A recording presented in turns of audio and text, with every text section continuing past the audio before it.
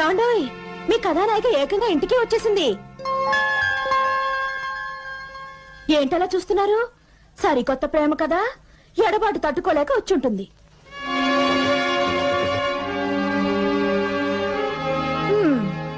డాబా మీద కూర్చుంటారు, గదిలో కూర్చుని గుసగుసలాడుకుంటారు, మీ ఇష్టం.